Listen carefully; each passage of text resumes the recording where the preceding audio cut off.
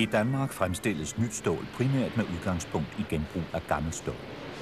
Her bruges op til mellem 95 og 98% skrot til fremstilling af nyt stål. Smeltningen af råjern og stålskrot kan foregå på forskellige måder. På det danske stålvalseværk anvendes elektrisk smeltning. 3 store elektroder af grafit føres ned i chargen, og der dannes en kraftig lysbue mellem elektroderne og smelten.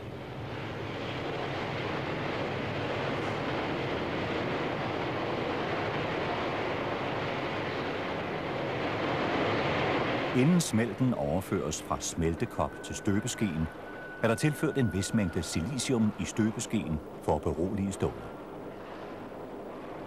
Ved stålfremstilling er det vigtigt at få legeringselementer og urenheder som svovl og fosfor jævnt fordelt i smelten. Det kaldes at berolige stålet. Ved tilsætning af silicium og aluminium vil stålet størkne roligt.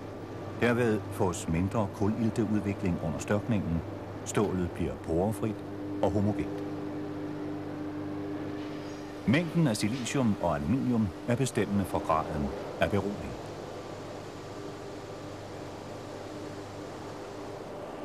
Her nedspoles aluminium i støbeskeen for at berolige stålet yderligere.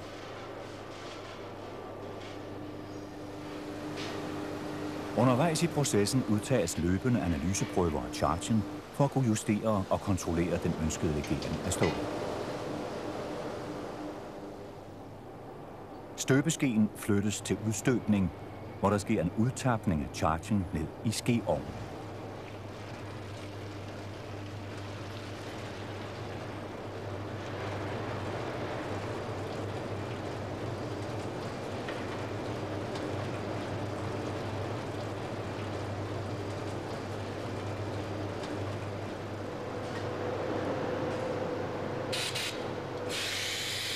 Inden selve udstøbningen igangsættes, udtages en sidste prøve til den endelige charge-analyse.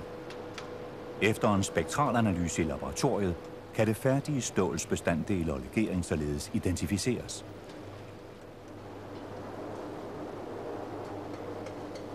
Efter udstøbning valses stål.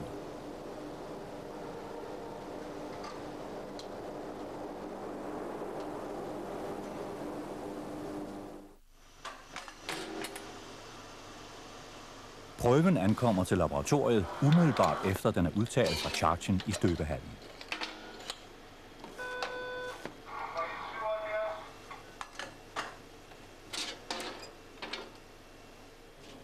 Inden spektralanalysen fræses overfladen i et automatisk bearbejdningscenter.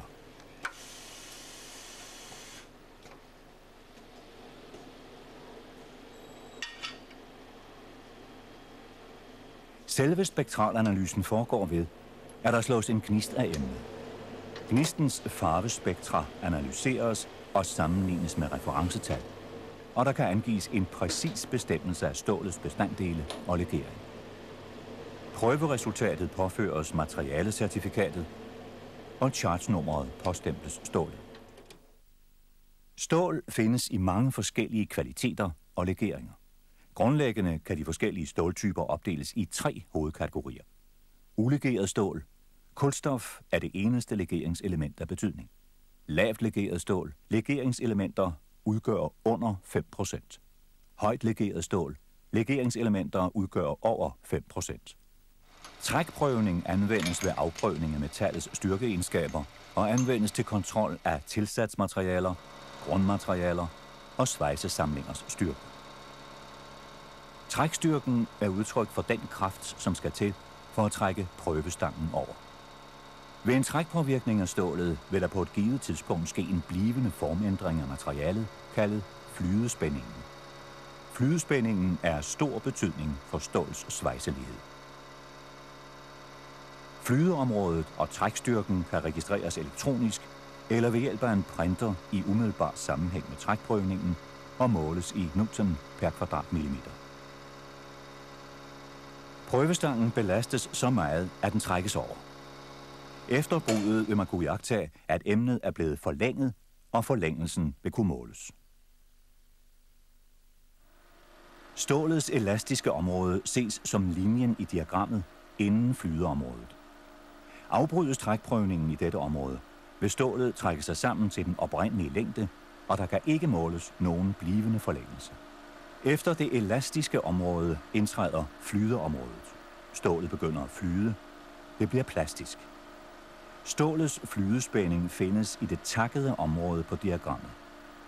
Afbrydes trækprøvningen i det plastiske område, trækker stålet sig ikke tilbage til den oprindelige længde, og der vil kunne måles en blivende forlængelse. Trækkurvens højeste punkt er et udtryk for stålets trækstyrke. Trækstyrken er den absolut højeste belastning, stålet kan klare, inden der sker et brud på stålet.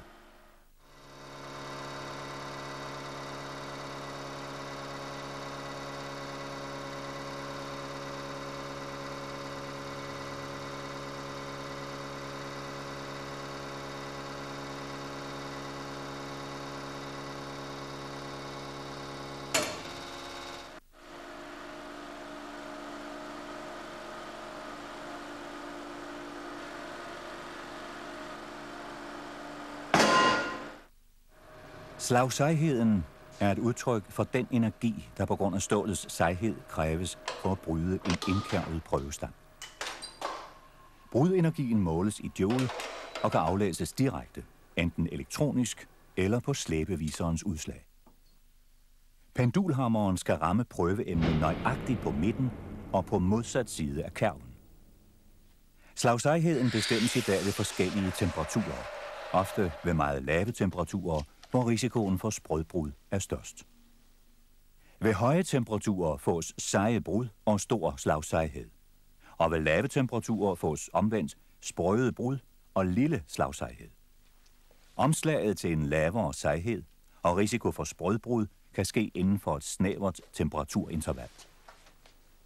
Her bestemmes slagsejheden ved en temperatur på minus 60 grader Celsius. Her udføres slagsejhedsprøven på emne ved en temperatur på minus 20 grader Celsius.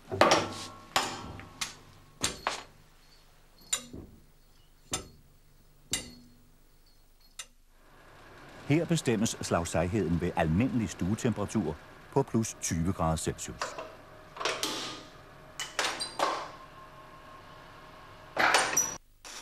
Ved svejsning sker der en omdannelse af stålets oprindelige struktur på grund af den kraftige svejsevarme. Dette kan blandt andet føre til formindsket sejhed og forøget hårdhed i svejsezonen.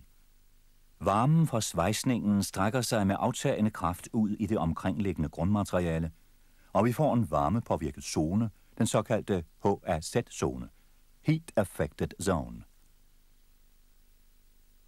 Ved en bevægelse fra grundmaterialet over den varmepåvirkede zone og ind i svejsemetallet ses tydeligt i mikroskop, hvordan strukturen ændrer sig. Hårdhedsmålinger i prøveemnet viser, at hårdhedsgraden er stigende fra grundmaterialet over den varmepåvirkede zone og ind i svejsemetallet.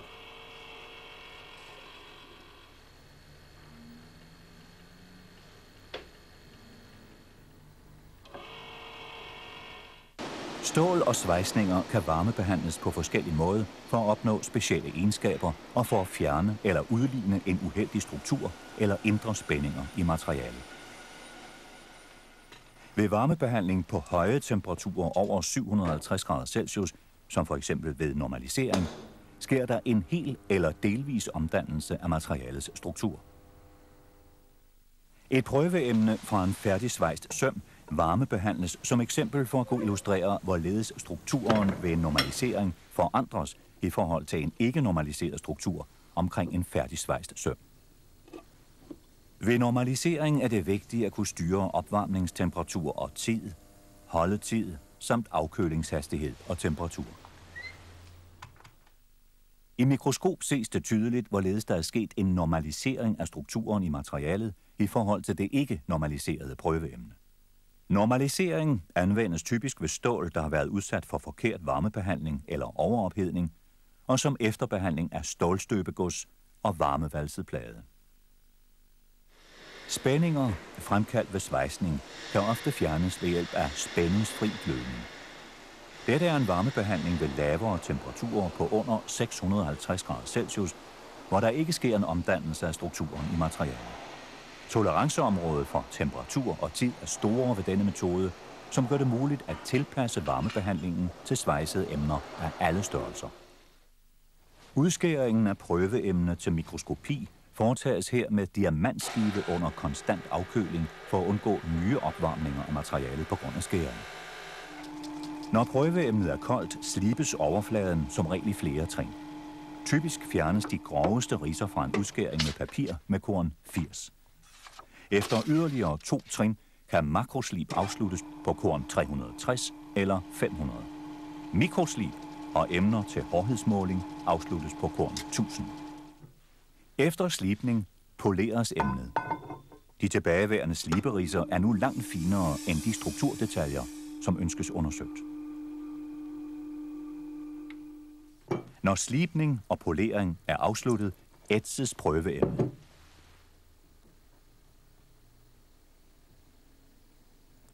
Emnet afvaskes, afsprittes og tørres grundigt, inden det er klar til at blive betragtet under mikroskop.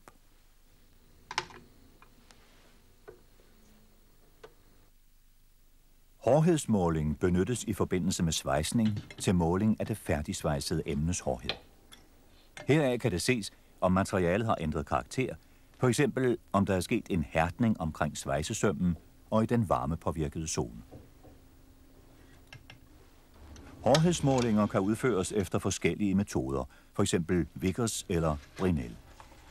En 4-sidet diamantpyramide eller en hård stålkugle nedtrykkes i materialet.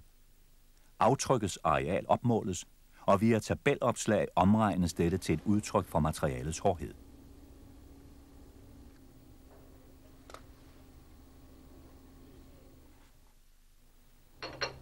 Her ses Vickers-prøven demonstreret.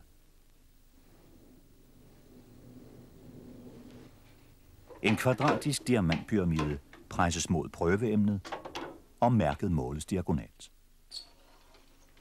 Vickers-prøven kan anvendes ved såvel blødt som hårdt materiale. Brinell-prøven anvendes primært ved test af bløde materialer. Ved Brinell-prøven presses en hærdet stålkugle mod prøveemnet, og kuglens aftryk opmåles. Ved svejsning påvirkes de emner, der skal sammensvejses af den stærke varme. Stålet og svejsemetallet vil ved den kraftige varmepåvirkning udvide sig, for derefter ved afkøling at trække sig sammen igen. Hvis dette ikke kontrolleres eller modvirkes, vil det medføre, at der fremkommer indre spændinger i materialerne samt synlige deformationer, som eksempelvis vinkelknæk. Spændinger og kastninger vil dog aldrig helt kunne undgås i forbindelse med svejsning. Hvis man vil undgå deformationer som vinkelknæk, så skal krympekræfterne formindskes. Brug altid så lidt svejsemetal som muligt, og det nødvendige svejsemetal på den rigtige måde. Fugen skal tildannes korrekt. En for bred fuge kræver mere svejsemetal end nødvendigt. For at opnå korrekt indsmeltning ved roden med et minimum af svejsemetal, skal fugevinklen være højst 30 grader. Jo flere strenge der bruges for at forbinde de emner, der skal svejses sammen, jo stærkere vil krympekræfterne være, og dermed større risiko for vinkelknæk.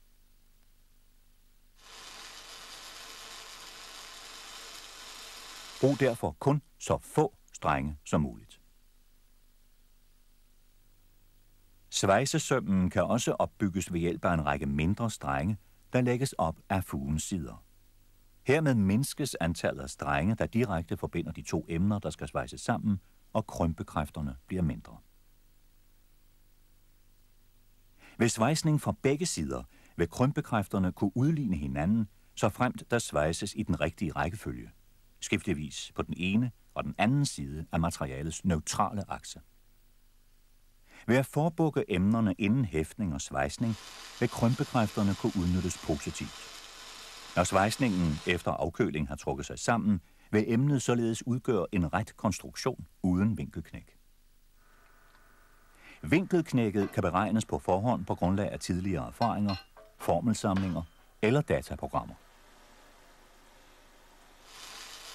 Ved en almindelig kantsøm kan svejsningen være så langt fra den neutrale akse, at der let opstår vinkelknæk.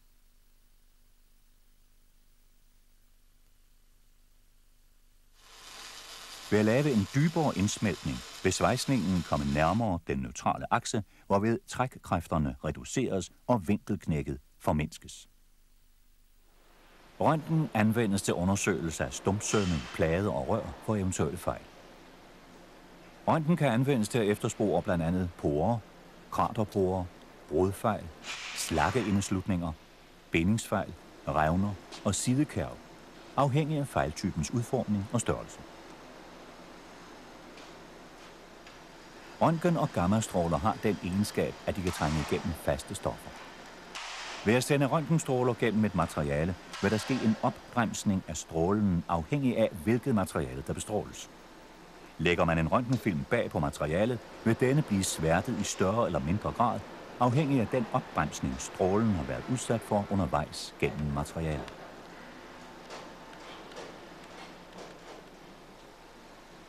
Røntgenstråler er farlige for den menneskelige organisme, og radiografiarbejdet skal foregå i specielt beskyttede lokaler eller på afspærrede områder i værkstedet.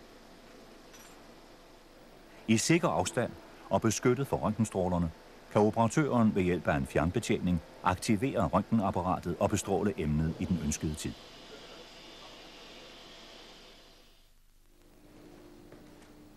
Filmen placeres omhyggeligt under svejsesømmen, der skal bestråles. For at kunne kontrollere billedkvaliteten på den fremkaldte røntgenfilm, medfotograferes en trådskala, en kvalitetsindikator. Hver optagelse markeres endvidere med blytal, for senere at kunne identificere den pågældende svejsesøm på røntgenfilmen.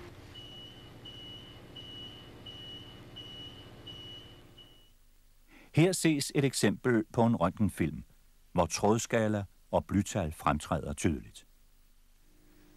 Til undersøgelse af svejsesømme på mindre rør kan anvendes en rundstråle.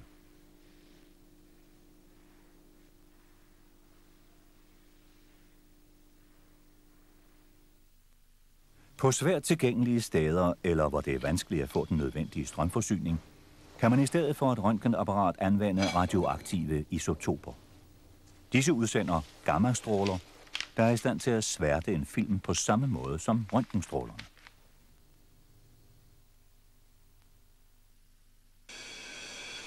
Svejsesømme kan kontrolleres ved hjælp af en ultralydsundersøgelse. Metoden er specielt velegnet til at afsløre revner, bindingsfejl og indtrængningsfejl i alle slags sømtyper. Metoden kan desuden påvise fejl, som på grund af deres beliggenhed eller udstrækning ikke kan aftegne sig på en røntgenfilm. Endelig kan den anvendes til kontrol af kantsømme og lignende, der normalt ikke kan kontrolleres med røntgenstråler. Et lydhoved sender en stråle af ultralyd ind i emnet, der skal undersøges. På skærmen vil der aftegne sig et indgangsekko og et bundekko. Hvis der på skærmen aftegnes et ekko mellem disse to, vil dette ekko være en indikator for en fejl i emnet. For at få en god lydoverførelse kan der på emnet påsmøres et koblingsmiddel, olie eller lignende. Anvendelse af ultralyd gør det muligt at fastslå fejlens dybde og længde med stor nøjagtighed. Magnetpulverprøvning er en effektiv kontrolmetode til påvisning af revnedannelser i overfladen på magnetiske materialer. Først sprøjtes med en kontrastvæske for at tydeliggøre eventuelle fejl. Emnets overflade påsprøjtes fine jernpartikler opslemmet i petroleum eller olie. Når et magnetkraftfelt påføres, vil jernpartiklerne blive samlet og fastholdt i en vold omkring revnen. Anvendelse af fluorescerende magnetpulver under ultraviolet belysning i mørke giver optimal mulighed for at påvise overfladefejl. Fejl, der normalt vil være for små til at kunne iagttages, bliver nu synlige for det blotte øje.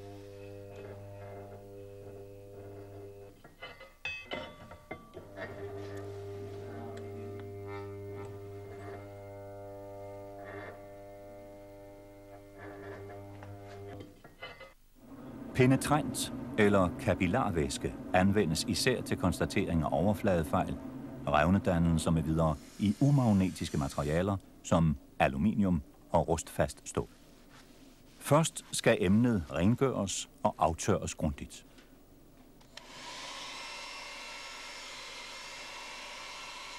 En indtrængningsvæske, penetrant, påsmøres overfladen.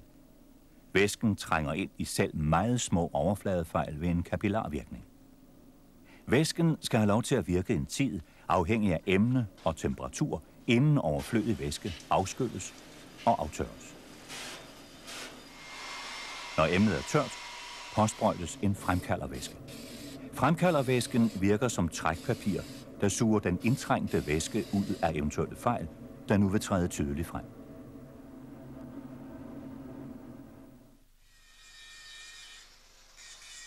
Penetrant anvendes også ved kontrol af svejsesømme på større emner.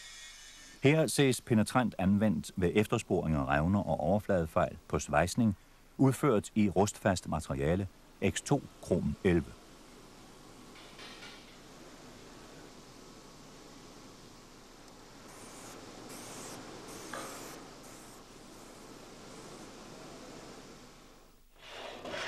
Bøjeprøven foretages som regel med prøvestangen udskåret på tværs af svejsesømmens længdeakse.